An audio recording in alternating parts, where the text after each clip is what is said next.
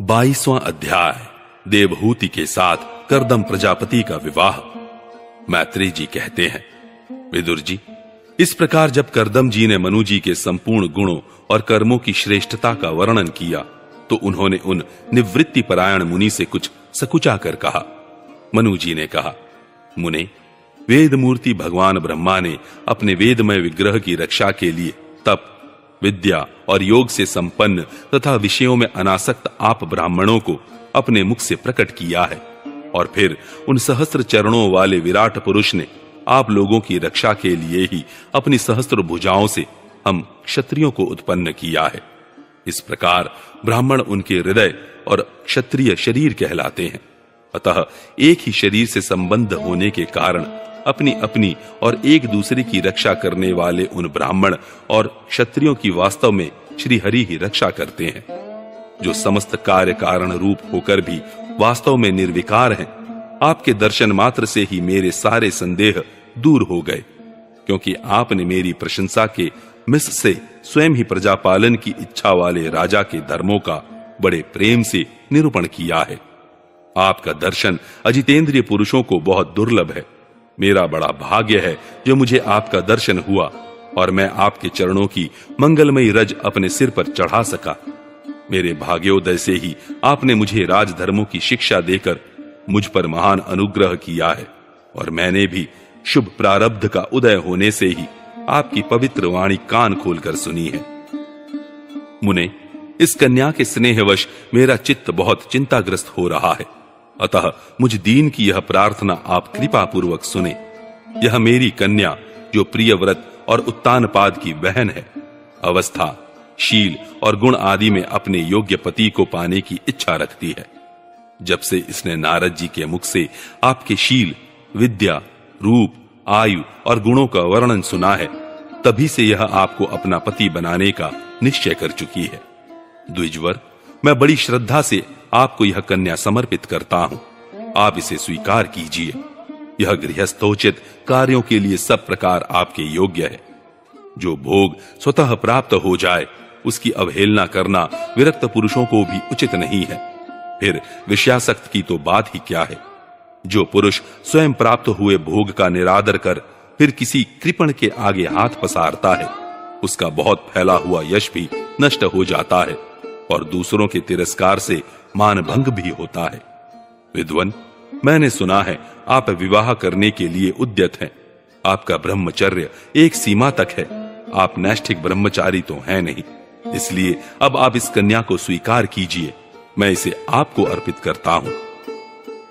श्री कर्दम मुनि ने कहा, ठीक है, मैं विवाह करना चाहता हूं और आपकी कन्या का अभी किसी के साथ वागदान नहीं हुआ है, इसलिए हम दोनों का सर्वश्रेष्ठ ब्राह्म विधि से विवाह होना उचित ही होगा।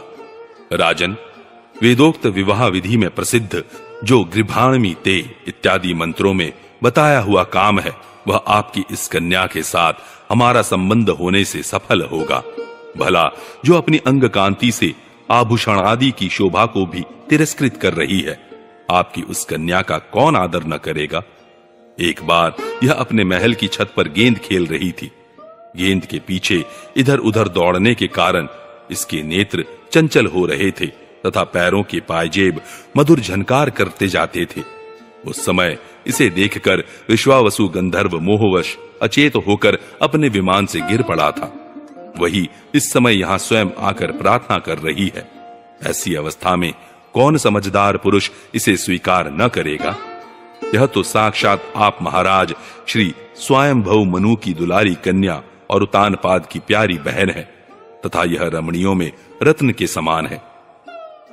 जिन लोगों ने कभी श्री लक्ष्मी जी के चरणों की उपासना नहीं की है, उन्हें तो इसका दर्शन भी नहीं हो सकता।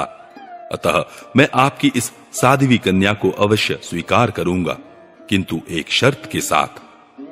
जब तक इसके संतान न हो जाएगी, तब तक मैं गृहस्थ धर्मानुसार इसके साथ रहूंगा।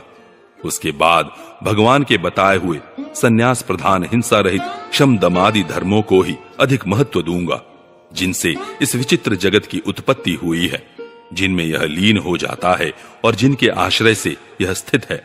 मुझे तो वे प्रजापतियों के भी पति भगवान श्री अनंत ही सबसे अधिक मान्य है। मैत्रेय जी कहते हैं, प्रचंड धनुर्धर विदुर, कर्दम जी केवल इतना ही कह सके, फिर वे हृदय में भगवान कमलनाभ का ध्यान करते हुए मौन हो गए। उस समय उनके मंद हास्य युक्त मुख कमल को देखकर देवहूति का चित्त लुभा गया। मनु जी ने देखा कि इस संबंध में महारानी शतरूपा और राजकुमारी की स्पष्ट अनुमति है, अतः उन्होंने अनेक गुणों से संपन्न कर्दम जी को उन्हीं के समान गुणवती कन्या का प्रसन्नता पूर्वक दान कर दिया। महारानी शतरूपा ने भी बेटी और दामाद को बड़े प्रेम पूर्वक बहुत से बहुमूल्य वस्त्र, आभूषण और गृहस्थोचित पात्रादि दहेज में दिए। इस प्रकार सुयोग्य वर को अपनी कन्या देकर महाराज मनु निश्चिंत हो गए।